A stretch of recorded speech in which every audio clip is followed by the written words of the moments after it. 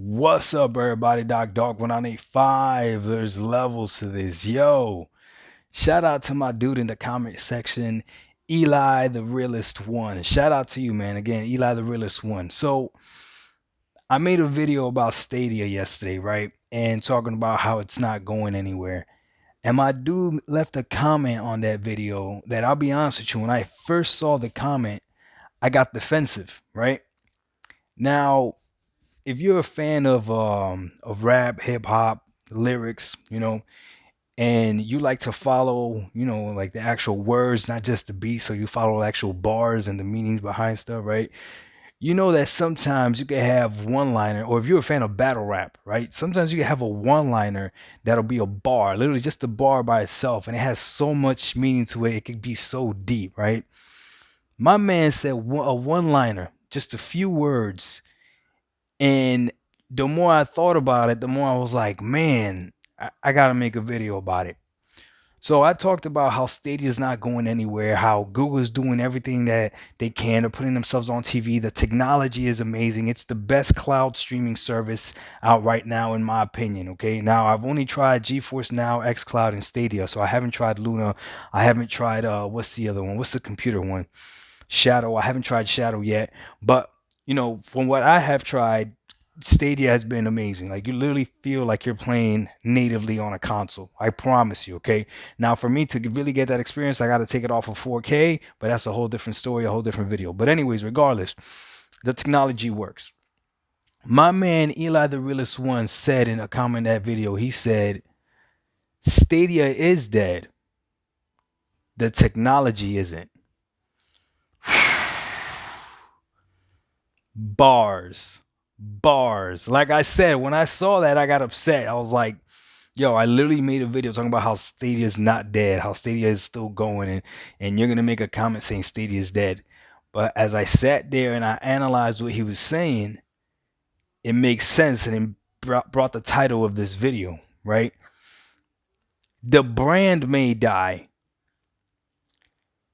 the actual concept or the media or the technology won't. There you go. That's probably what I'll name it. The brand may die, the technology won't. So I understand what he's saying. And I've been saying this since the beginning. Look, Microsoft is going to figure out, how to run xCloud as well as Stadia is running it. They're going to have to figure it out. Okay? The leg up that Microsoft has is that as soon as they figure it out, it's already going to be a better deal than Stadia. Point blank, period. Especially if you're someone that's paying $10 a month for Stadia. Because for $5 more, you're going to be able to get Game Pass Ultimate, and you'll be able to download games on your Xbox. You'll be able to download games on your OG Xbox, on your new Xbox, or download game on PC. Plus, you're going to have access to the cloud with a whole bunch of games from the bat that you don't have to buy. The games will already be there. So when you think about it, Stadia is going to be $5 cheaper, but you still have to actually buy the games. And yes, they're giving you free games every month or whatever. But if you're going to count that, then Game Pass is over 300 free games.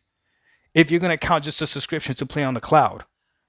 So I understand exactly what he's saying. The model of Stadia, what Stadia the way it is, may die. The technology is not. So Google has to do something to compete, to get ready to compete, to when xCloud does come up to par. What's saving Google right now is that xCloud is not there yet. Now, shout out to my dude Project Storm. Shout out to my dude MM2K. I know Project Storm has videos showing how the xCloud is getting better and all this other stuff. I gotta go watch the full thing myself. But if this is the case, if they're catching up and it's working the same way, Stadia is gonna be in trouble. And that's the same thing with every single media, every single form of entertainment. I remember when digital music was first a thing. Now I'm a little bit older, so I don't know how many people actually remember Napster and LimeWire. Do you guys remember that?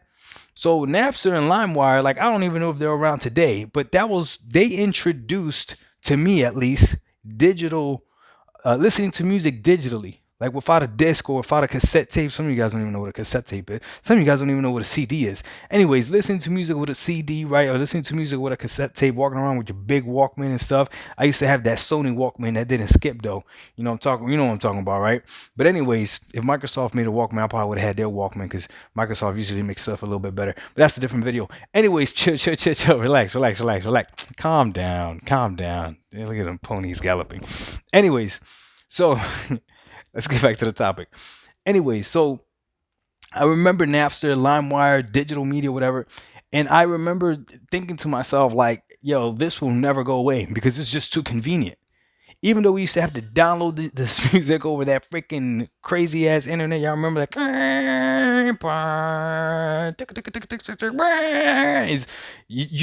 You have no idea what I'm talking about right now. If you think that sounded crazy, there's levels to this. All right, that means that you're of an age you have no idea the struggles. All right, but anyways, digital media though became a thing. That technology though was grabbed, reinvented, made better, and I don't know one person who has LimeWire or Napster downloaded on their phone because now we have Apple Music, we have Spotify.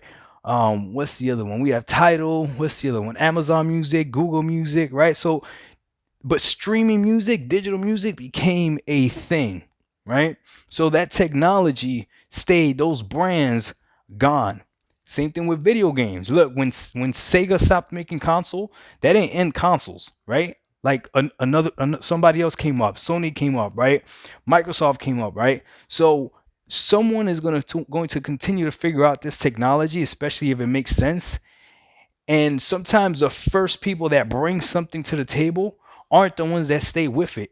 I mean, just look at what's another good idea? Vine. You guys remember Vine? People making short little videos, this and that. Vine is gone, but the technology is still there. That the platform's still there. People still make TikTok. YouTube has YouTube Shorts and stuff, right? Think about what's it called? Think about Twitch, right? Twitch came out, right? They had the freaking game streaming or whatever, right? Probably the biggest game streaming platform there is. Then other people started jumping on it. Mixer came out, right? Mixer died off or whatever, but the technology is still there. The brand died, but the technology is still there, right? So all I'm saying is when he said that and I looked at it and I got kind of defensive because I'm not gonna lie, I do really like Google Stadia, and I think that they're literally offering a free platform, which is what's crazy to me. They're literally offering anybody a free platform, and it's literally going to be embedded into your TVs. That is amazing. But guess what? Microsoft is trying to do the same thing. The only thing is, Stadia does it better, significantly better. I promise you they do. But if Microsoft figures out that same technology, then the brand Stadia might be done for. As of right now, I still stick to what I'm saying. Stadia is not going anywhere. They're putting Stadia on different TVs and everything. Stadia is not dying. It's not even close to dying. I know some of you guys believe it, and anyone that believes that they don't have any first party games, like yo, they don't need to have first party games. That's not what Stadia needs. Okay, Stadia needs to get the big games though. That's, in my opinion, that's what they do need to get. GTA 6 better be available on Stadia. The same way Cyberpunk was available on Stadia, even though Cyberpunk turned out to be horrible. But think about how big Cyberpunk was. The fact that Stadia got it. Resident Evil Village, Stadia got it as well. Outriders, Stadia got it as well, right? So any big game, any big blockbuster third-party game needs to be on Stadia. And if they can do that, then you are literally a person, anybody, you can get these games without having a console. If you have, you most likely already have a device in your house that can play Stadia, and it's only going to get better. Microsoft is trying to do the exact same thing. Put something in your house. You already have something in your house that's going to be able to play xCloud. And then it's going to be up to you which service is better. So I understand what he said. I still think he's incorrect, but I understand the concept of what he said. The brand may die, the technology isn't dead yet. And I don't think the technology is going to die. I don't think cloud gaming is going anywhere, to be honest with you guys. Doc Dog 1985. Yo, there's levels to this. We out. Peace.